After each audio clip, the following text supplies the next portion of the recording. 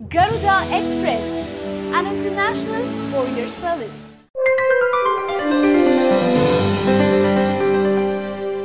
నంద్యాల ఉప ఎన్నికల్లో రాజకీయం తెలుగుదేశం పార్టీలో తారాస్థాయికి చేరింది. ఈ ఉప ఎన్నికల్లో తామంటే తాము బరిలో ఉంటామని ఇటు శిల్పా బ్రదర్స్, అటు భూమా కుటుంబ సభ్యులు ప్రకటిస్తున్నారు.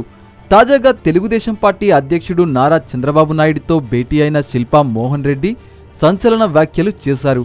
100కు 100% పోటీ చేసి తీరుతామని ప్రకటించారు. సీఎం చంద్రబాబు పిలుపు మేరకే ఆయన్ను కలిశామని శిల్పా మోహన్ రెడ్డి తెలిపారు. సీఎంతో పలు అంశాలు చర్చించినట్లు వివరించారు.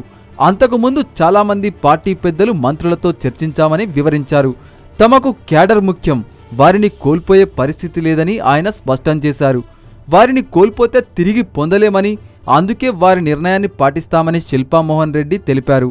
సోదరులమై తాము రాజకీయాల్లో ఎవరిని ఇబ్బందులు పెట్టకుండా ఉంటున్నప్పటికీ కొన్ని రూపాల్లో తమకు చాలా ఇబ్బందులు ఉన్నాయని శిల్పా మోహన్ రెడ్డి వ్యాఖ్యానించారు.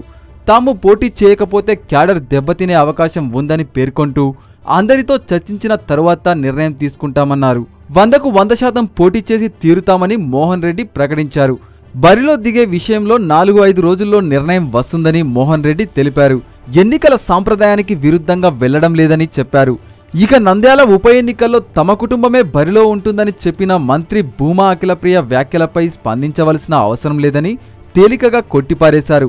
ఉప ఎన్నికల బరిలో నిలిచే విషయంలో క్యాడర్ నిర్ణయాన్ని వ్యతిరేకంగా వెళ్లలేమని శిల్పా మోహన్ రెడ్డి ప్రకటించారు. సీఎం చంద్రబాబు నిర్ణయం అందరికీ ఆమోదయోగ్యంగా ఉంటుందని, అఖిలప్రియ వ్యాఖ్యల్ని పట్టించుకోవాల్సిన అవసరం అస్సలే లేదని బాబు అన్నట్లు సమాచారం. అయితే నంద్యాల సీటు విషయంలో ఇప్పుడు చంద్రబాబుకు పెద్ద తలనొప్పిగానే మారిందని చెప్పవచ్చు.